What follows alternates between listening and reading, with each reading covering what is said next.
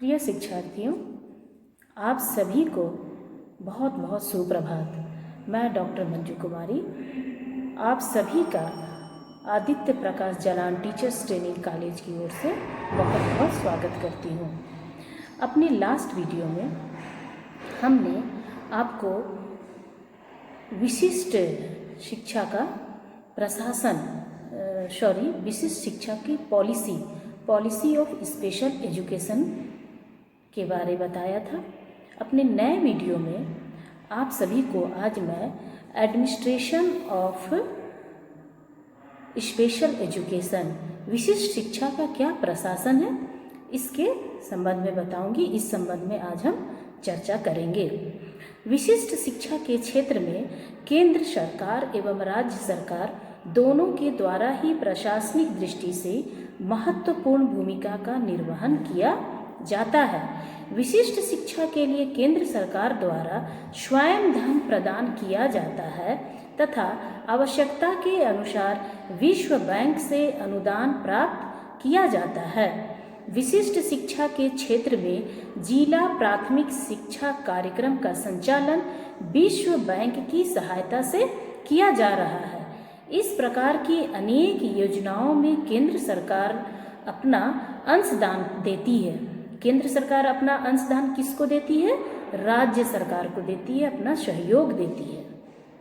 विश्व बैंक की सहायता लेती है केंद्र सरकार, विश्व बैंक की सहायता लेती है तथा राज्य सरकारों को अंशदान देने के लिए कहती है। इस प्रकार केंद्र सरकार एवं राज्य सरकार के सामंजस्यपूर्ण सहयोग से ही विशिष्ट शिक्षा का प्रशासन होता है। केंद्रीय स्तर पर प्रशासन के रूप में मानव संसाधन विकास मंत्रालय द्वारा विशिष्ट शिक्षा के क्षेत्र में महत्वपूर्ण योगदान दिया जाता है। इस मंत्रालय द्वारा अपनी सहायता के लिए किस मंत्रालय के द्वारा? मानव संसाधन विकास मंत्रालय के द्वारा अपनी सहायता के लिए अनेक प्रकार की विशिष्ट शिक्षा संबंधी नीतियों का संचालन किया जाता है। शिक्षा एवं विशिष्ट शिक्षा दोनों के प्रशासनिक कार्यों का दायित्व मानव संसाधन विकास मंत्रालय का ही है। शिक्षा एवं विशिष्ट शिक्षा दोनों प्रकार के प्रशासनिक कार्यों का दायित्व मानव संसाधन विकास मंत्रालय का है। इस मंत्रालय द्वारा अपनी सहायता के लिए NCERT, NCTE, CBSE, CAVE आदि संस्थाओं का सहयोग लिया जाता है। केंद्र सरकार द्वारा विशिष्ट शिक्षा के प्रशासन के लिए निम्नलिखित प्रकार की योजनाओं का संचालन किया जाता है, जिनमें पहला है निम्नलिखित संस्थाओं का संचालन किया जाता है, जिसमें पहला है विकलांग के राष्ट्रीय संस्थान, विकलांगों के लिए राष्ट्रीय संस्थान, नेशनल इंस्टीट्यूट ऑफ हैंडीकैप्ड। केंद्र सरकार ने राष्ट्रीय विकलांग संस्थाओं की स्थापना अपने अधीन की है।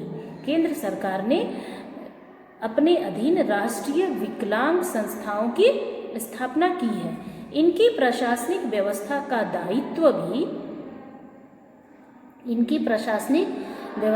दायित्व भी केंद्र सरकार का ही है। इसमें निदेशक को संस्थान का प्रमुख माना जाता है। निदेशक के अधीन सभी कर्मचारी आते हैं। ये राष्ट्रीय संस्थान श्रवण अक्षमता, दृष्टि अक्षमता, मानसिक अक्षमता तथा गति कौशल संबंधी अक्षमताओं के क्षेत्र में पृथक रूप से कार्य करते हैं। इसके लिए संपूर्ण धन केंद्र सरकार द्वारा आवंटित किया जाता है। केंद्र सरकार द्वारा इन संस्थाओं के प्रशासनिक दायित्व की जिम्मेदारी सामाजिक न्याय एवं सशक्तिकरण मंत्रालय को प्रदान की गई है। अतः यह मंत्रालय ही उनका प्रशासनिक दायित्व देखते हैं। तो पहला हमने देखा विकलांगों के लिए राष्ट्रीय संस्थान, नेशनल इंस्टीट्यूट ऑफ हैंडीकैप्ड। अब दूसरा हम देखते हैं भारत की पुनर्वास परिषद, भारत की पुनर्वास परिषद, rehabilitation council of India, rehabilitation council of India. Bharat की पुनर्वास परिषद का प्रशासन सामाजिक न्याय एवं सशक्तिकरण मंत्रालय द्वारा किया जाता है। अतः इस मंत्रालय के अधीन ही यह संस्था कार्य करती है। इस संस्था के द्वारा अक्षम व्यक्तियों के हित में अनेक प्रकार की सेवाएं प्रदान की जाती हैं, जिसके कारण विभिन्न प्रकार की अक्षमता वाले व्यक्ति समाज की मुख्य धारा से जुड़ सके। भारतीय पुनर्वास परिषद इस प्रकार की व्यवस्था करता है जिससे विभिन्न प्रकार की अक्षमता वाले, चाहे वो श्रवण बाधित हो, दृष्टि बाधित हो, संवेगात्मक रूप से बाधित बालक हो या अन्य रूप से बाधित बालक हो, प्रतिभाशाली बालक हो, जिस किसी भी प्रकार से वह बालक विशिष्ट बालक है, वह समाज की मुख्य धारा से जुड़ सके। तीसरा है सामाजिक न्याय एवं सशक्तिकरण मंत्रालय, सामाजिक न्याय एवं सशक्तिकरण मंत्रालय, ministry of social justice and empowerment, ministry of social justice and empowerment, सामाजिक न्याय एवं सशक्तिकरण मंत्रालय। इस मंत्रालय के द्वारा ही संपूर्ण केंद्र स्तरीय गतिविधियों को, जो कि विशिष्ट शिक्षा वर्ग से संबंधित है, का प्रशासन किया जाता है। इसके अंतर्गत भारत की पुनर्वास परिषद एवं राष्ट्रीय विकलांग संस्थानों के प्रशासनिक दायित्वों को सम्मिलित किया गया है। अर्थात इस मंत्रालय के अधीन ही केंद्र सरकार की विभिन्न योजनाओं का संचालन किया जाता है। नेक्स्ट है जिला पुनर्वास केंद्र, डिस्ट्रिक्ट रिहैबिलिटेशन सेंटर, जिला पुनर्वास केंद्र, डिस्ट्रिक्ट रिहैबिलिटेशन सेंटर। जिला पुनर्वास केंद्र की योजना 10 राज्यों में प्रारंभ की गई।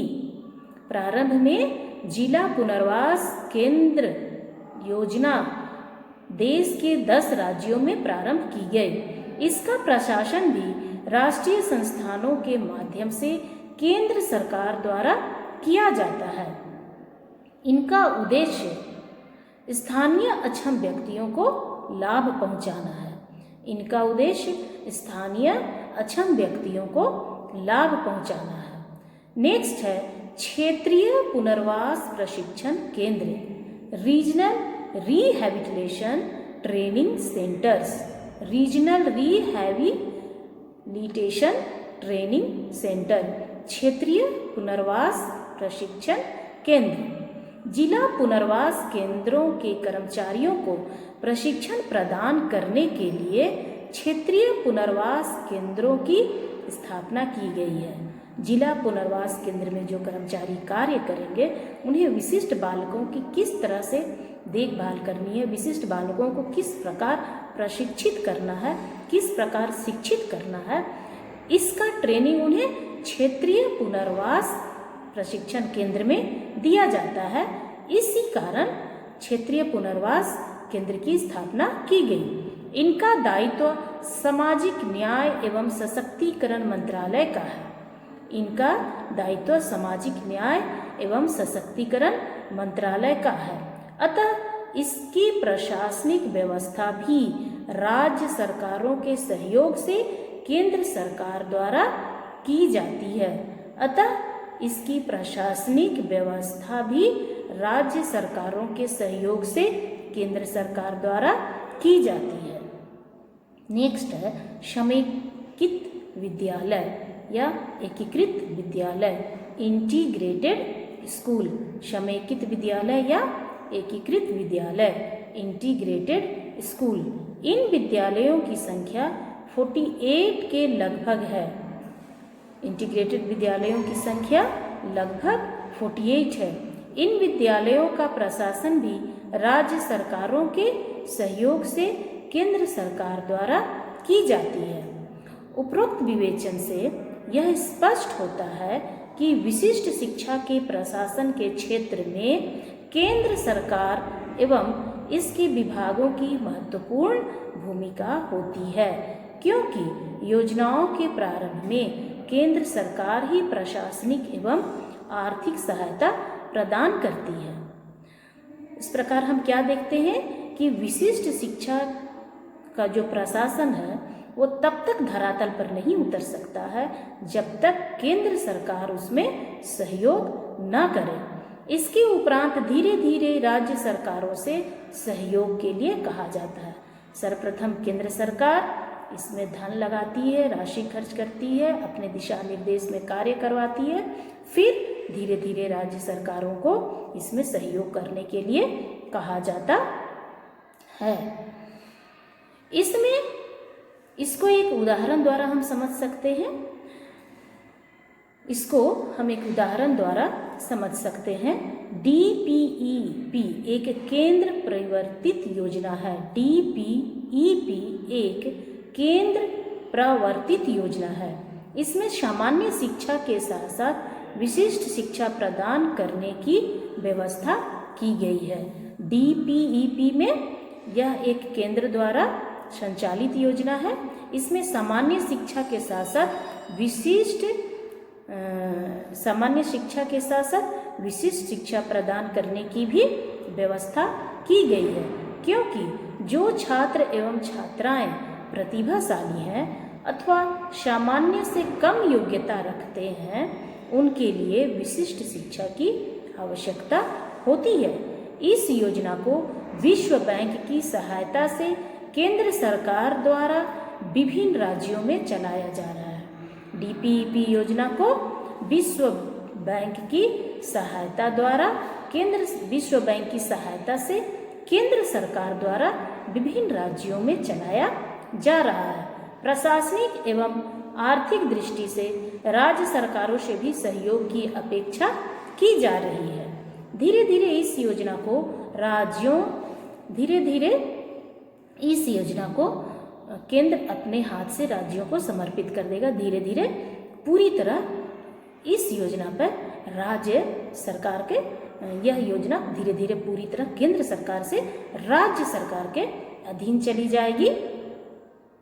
राज्य सरकारों द्वारा आर्थिक सहायता के रूप में निर्धारित अंशदान दिया जाता है तथा अपने विभिन्न विभागों का सहयोग लेकर विशिष्ट शिक्षा कार्यक्रमों को सफल बनाने का प्रयत्न किया जाता है। राज्य के समाज कल्याण विभाग, शिक्षा विभाग, SCERT, स्वास्थ्य विभाग एवं परिवार कल्याण विभाग आदि के पदाधिकारियों को विशिष्ट शिक्षा के प्रशासनों में अभूतपूर्व सहयोग लिया जाता है। अतः इस प्रकार विशिष्ट शिक्षा के प्रशासनिक क्षेत्र में राज्य सरकारों एवं केंद्र सरकार की संयुक्त भूमिका होती है। बिना केंद्र सरकार के सहयोग से राज्य सरकार इस प्रकार के संस्थाओं का संचालन नहीं कर सकती, और बिना राज्य सरकार जब तक अपेक्षित सहयोग नहीं करेगी तो केंद्र सरकार किसी भी योजना को धरातल पर नहीं उतार सकती है। दोनों ही एक दूसरे के पूरक है। तो हम विशिष्ट शिक्षा के प्रशासन में क्या क्या देखें?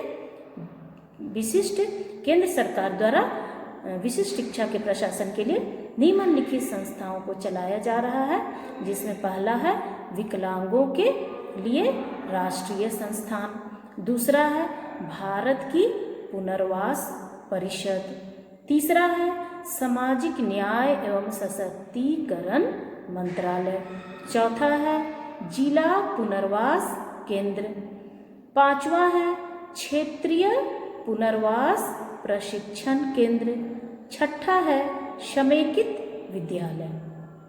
तो ये कुछ योजनाएं हैं जो केंद्र सरकार द्वारा संचालित की जाती है। अब हम देखते हैं विभिन्न परिप्रेक्ष्यों में समावेशी शिक्षा, इंक्लूसिव एजुकेशन इन डिफरेंट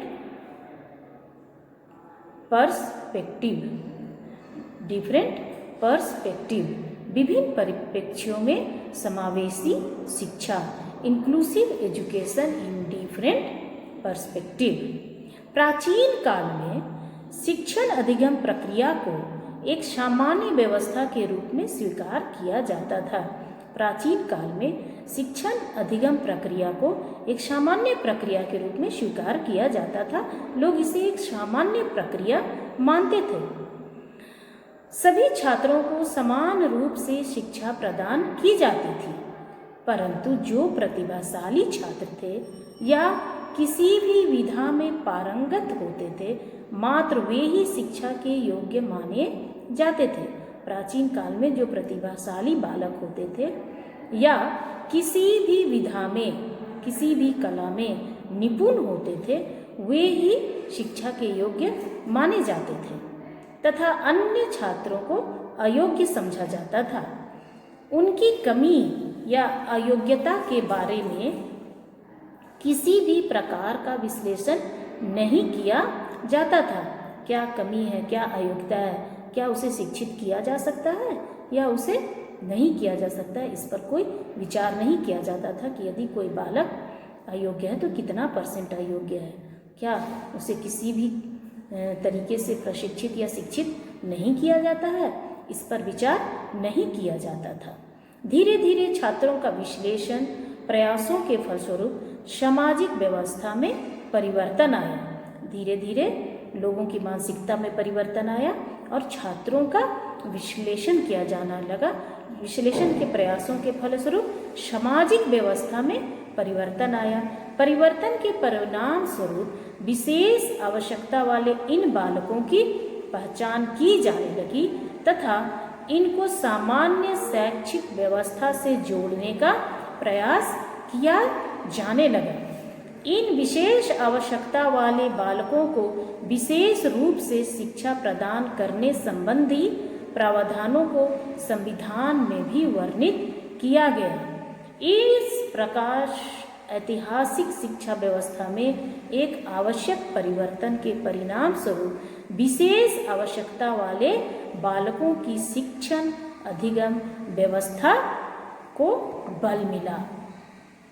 अब हम देखते हैं कि समावेशी शिक्षा का ऐतिहासिक परिदृश्य क्या है, हिस्टोरिकल इसका पर्सपेक्टिव क्या है। समावेशी शिक्षा के हिस्टोरिकल पर्सपेक्टिव प्रारंभ में इसके ऐतिहासिक परिदृश्य में हम देखते हैं समावेशी शिक्षा के, तो प्रारंभ में बाधित बालकों की शिक्षा के प्रति सरकारी तथा गैर सरकारी संस्थाओं का समावेशी प्रयासों प्रारंभ में बाधित बालकों की शिक्षा के प्रति सरकारी तथा गैर सरकारी दोनों ही संस्थाओं के प्रयासों का सर्वाधिक अभाव रहा।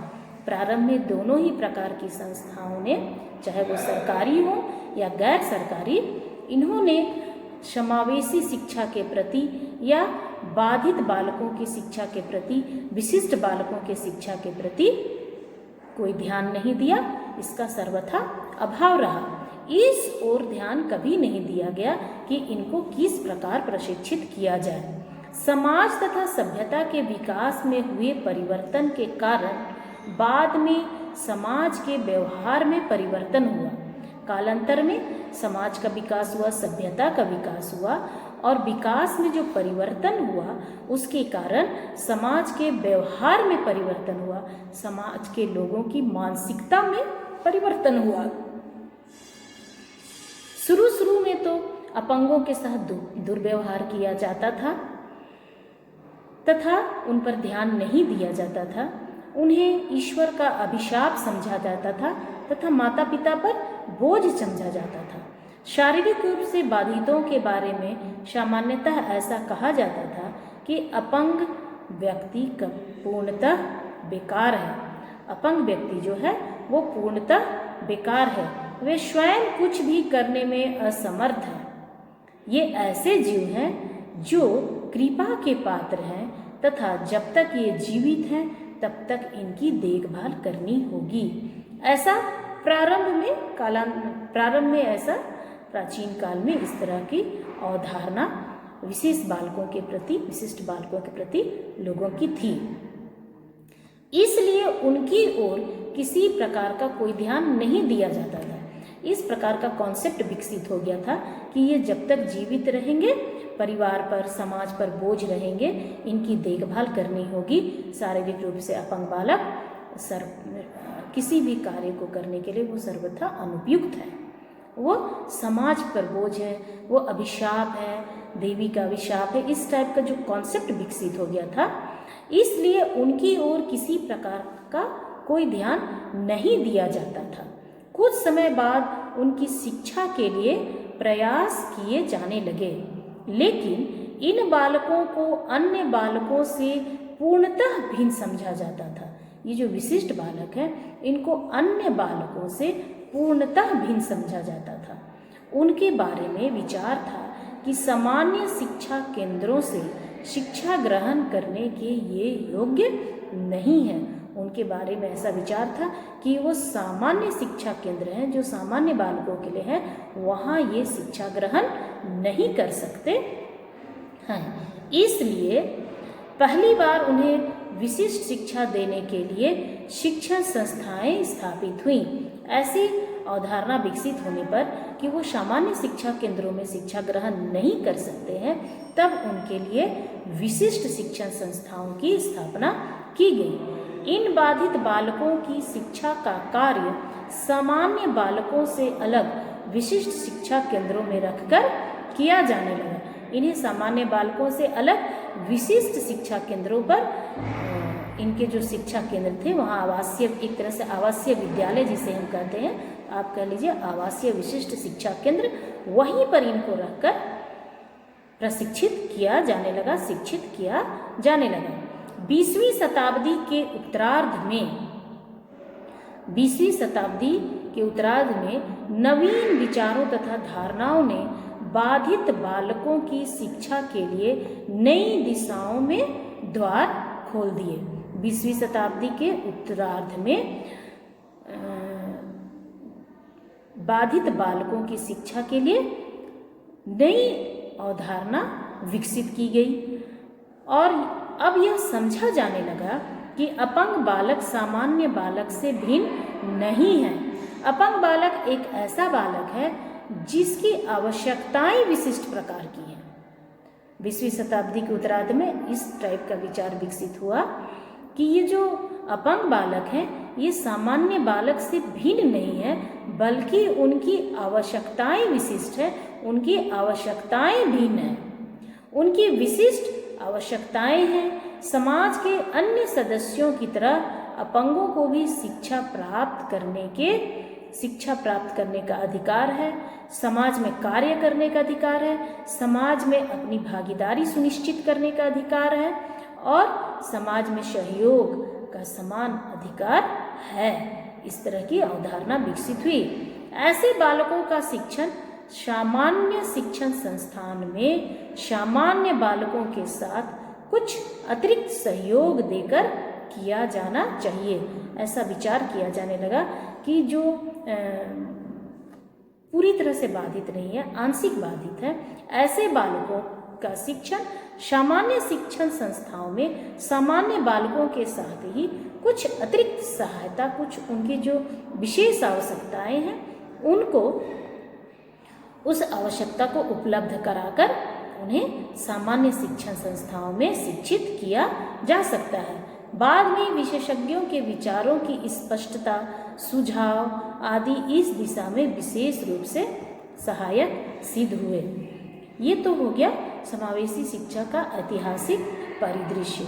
अब हम देखते हैं कि अन्य देशों में समावेशी शिक्षा का क्या इतिहास था। भारत में तो इस तरह का इतिहास रहा, किंतु अन्य देशों में समावेशी शिक्षा का क्या इतिहास है। History of inclusive education in other countries. History of inclusive education in other countries. 19वीं शताब्दी में अमेरिका तथा यूरोप में समावेशी शिक्षा के इतिहास की जड़ें मूल रूप से पाई जाती हैं। 19वीं शताब्दी से अमेरिका तथा यूरोप में समावेशी शिक्षा के इतिहास की जड़ें मूल रूप से पाई जाती हैं। प्राचीन सभ्यता पर यदि हम दृष्टि डालें तो पाते हैं कि या तो बाधित बालकों की हत्या कर दी जाती थी या समाज उन्हें कलंक की दृष्टि से देखता था तथा उन्हें नग्न समझा जाता था। ये काफ़ी क्रूर है।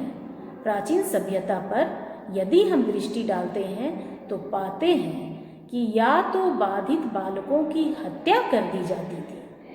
काफ़ी समाज का ये काफ़ी क्रूर मानसिकता है, क्रूर व्यवहार है। बाधित बालकों की या तो हत्या कर दी जाती थी या समाज उन्हें कलंक की दृष्टि से देखता था और समाज में उनका कोई अस्तित्व नहीं था, उन्हें नग्न समझा जाता था। 19वीं शताब्दी से पहले अपंग बालकों को स्वीकार न करने, दयालुता से देखभाल करने तथा शिक्षा के प्रति अलगाव के संकेत मिलते हैं। 19वीं शताब्दी से पहले अपंग बालकों को स्वीकार न करने, दयालुता से देखभाल करने तथा शिक्षा के प्रति अलगाव, आइसोलेशन के संकेत मिलते हैं। उन्हें शिक्षा से अलग रखा जाता था। इसी शताब्दी में अमेरिका तथा यूरोप में अपंग बालकों की समावेशी शिक्षा हेतु क्रमबद्ध प्रयास प्रारंभ हुए। इसी शताब्दी में कब? कौन सी शताब्दी? 19वीं शताब्दी। 19वीं शताब्दी में अमेरिका तथा यूरोप में अपंग बालकों की समावेशी शिक्षा हेतु क्रमबद्ध प्रयास प्रारंभ हुए। विशिष्ट शिक्षा के जन्मदाता अधिकांश यूरोप के चिकित्सक थे, लेकिन अमेरिका वासियों ने समय समय पर यूरोप में शारीरिक रूप से बाधित बालकों के लिए विशिष्ट शिक्षा के विकास से संबंधित ज्ञान ग्रहण किया या करते रहे। समय समय पर अमेरिका वासियों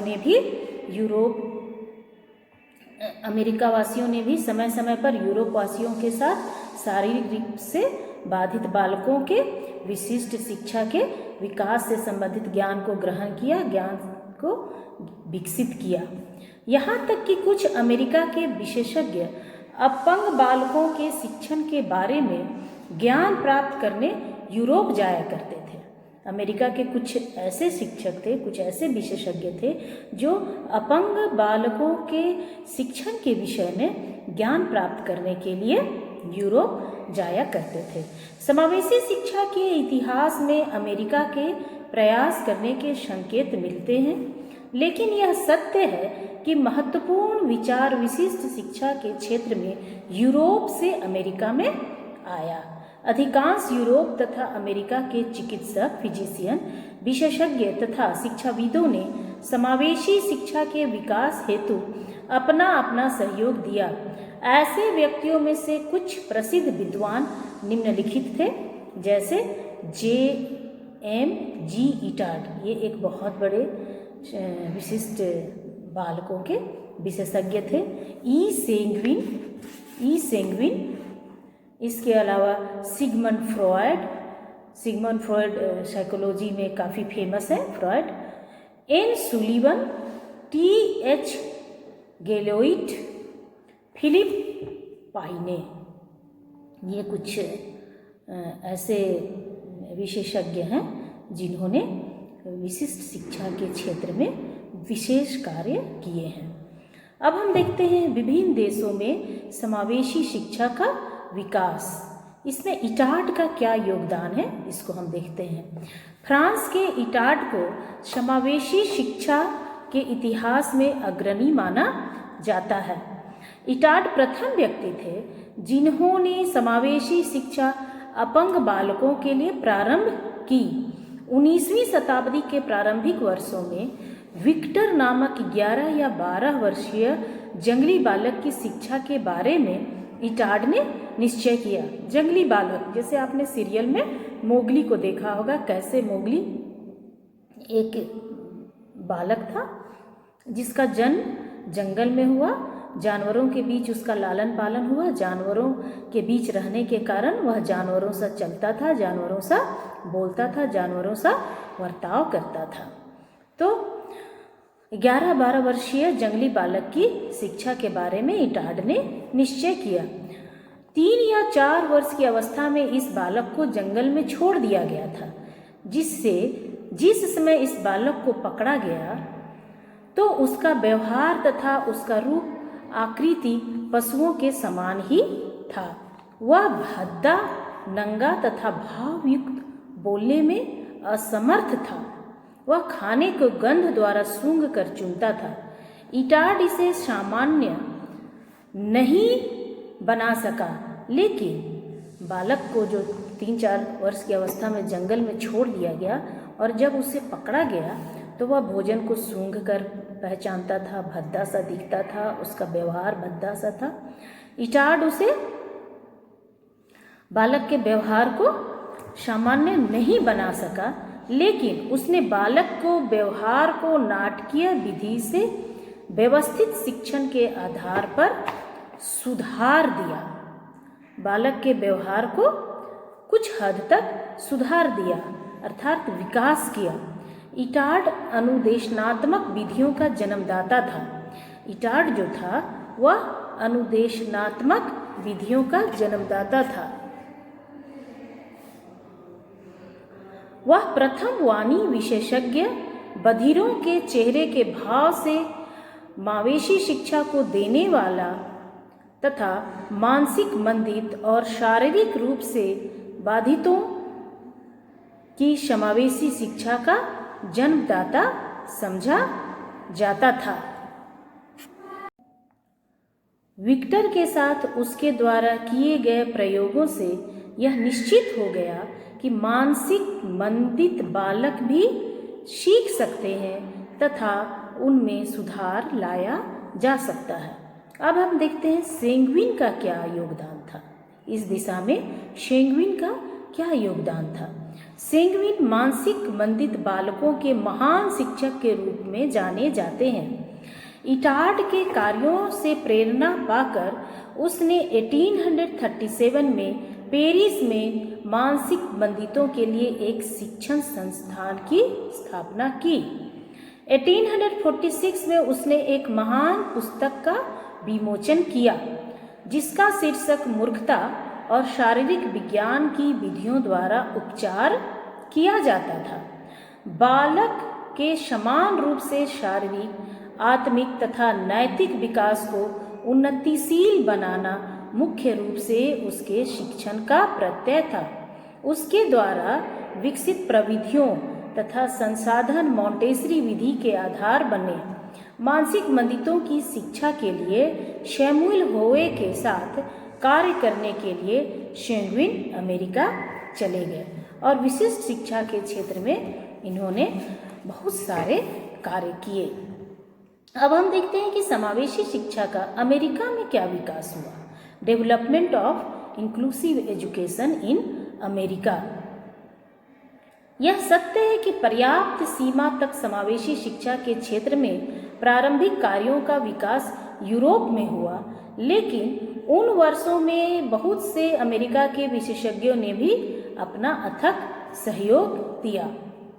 इस दिशा में अमेरिका में समावेशी शिक्षा के विकास में लुइस ब्रेल का योगदान महत्वपूर्ण है, होवे का योगदान महत्वपूर्ण है, एन सुल्विन का योगदान महत्वपूर्ण है, गैलोडेर का योगदान है, चार्ल्स डार्विन का योगदान है जो जीवों के जीवन के विकास से संबंधित है। उसी प्रकार Ponce de Leon, Pablo Bonet, Thomas